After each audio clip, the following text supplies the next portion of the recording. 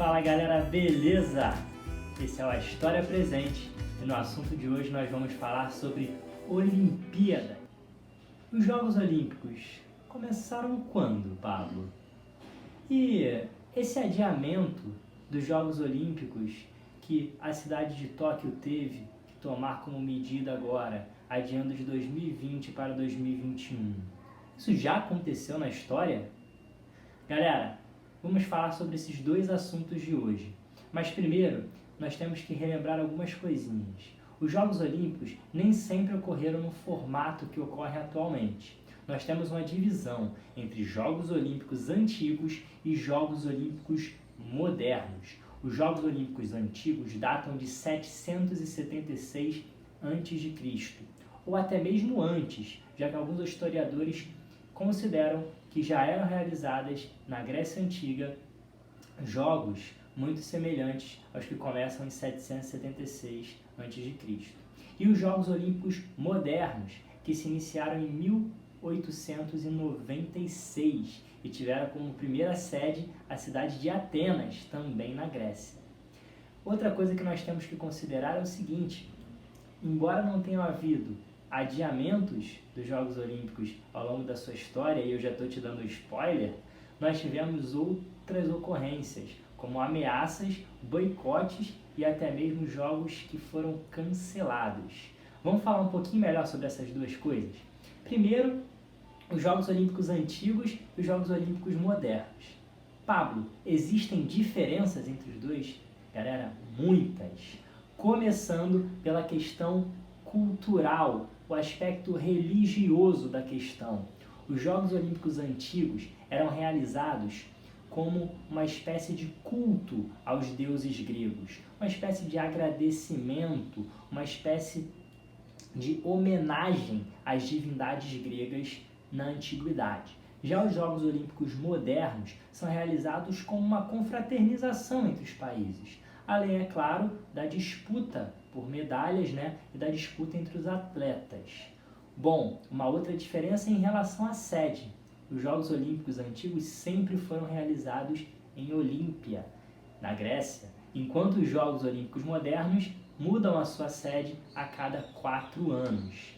Galera, mais diferença entre os dois. Os Jogos Olímpicos modernos têm aquela busca pela quebra dos recordes e tem também atletas que são especialistas nas suas modalidades. O Michael Phelps era o cara da natação, o Usain Bolt era o cara do atletismo. Lá na Grécia Antiga, nos Jogos Olímpicos antigos, nós tínhamos um mesmo atleta praticando diversas modalidades. Um detalhe curioso: os Jogos Olímpicos antigos têm o seu início em 776, mas até a 13ª edição só uma única modalidade era praticada, que era a corrida. É após o 13º evento que começam outras modalidades a serem inseridas. Pablo, mas só tem diferença entre os Jogos Olímpicos antigos e os modernos? É claro que não. Tem algumas semelhanças. O nome é a mais óbvia delas. Mas, por exemplo, o ritual de acendimento da pira olímpica, da tocha olímpica, é um outro aspecto semelhante. A ideia de cultuar a paz entre hoje as nações e naquela época entre as cidades gregas também era um aspecto que a gente pode buscar como semelhança. Embora haja uma diferença. Lá na Grécia Antiga, guerras eram interrompidas para a realização dos Jogos Olímpicos, já que tinha essa importância religiosa de culto aos deuses. Então é um momento sagrado para tudo, para vivenciar esse momento. Atualmente não, a gente vai ver que é até o contrário. Alguns jogos foram interrompidos por guerras. Beleza até aqui? Que autores como Eric Hobsbawm e Terence Ranger vão dizer que Jogos Olímpicos antigos e modernos são a mesma coisa é uma tradição inventada, uma espécie de forçação de barra, querer estabelecer uma continuidade ou um renascimento dos Jogos Olímpicos na modernidade, com base no que era praticado na antiguidade, para Hobsbawm e Ranger, vai ser meio que criar uma tradição, inventar uma tradição para estabelecer paralelos, aproximações, quando na verdade as diferenças são muito maiores do que as semelhanças. E Pablo, você falou que algumas Olimpíadas chegaram nem a acontecer. Quais foram? Galera, as Olimpíadas que não ocorreram, os Jogos Olímpicos modernos de 1896 até os dias atuais, foram 3 ocasiões onde não tivemos Jogos Olímpicos. 1916 era para ter sido realizado em Berlim, mas estávamos em meio à Primeira Guerra Mundial.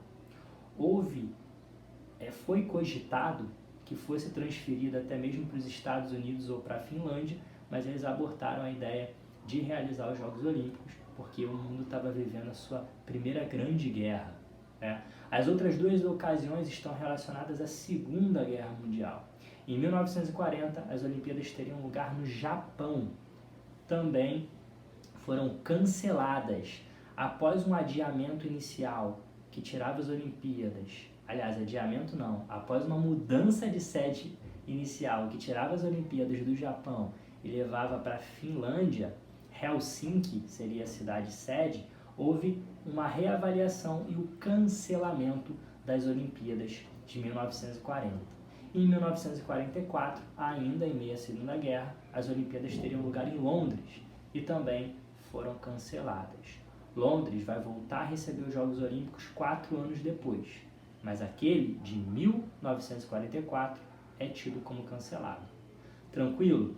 Bom, além desses cancelamentos, nós tivemos momentos de ameaças aos Jogos Olímpicos. Eles ocorrem em 2 momentos.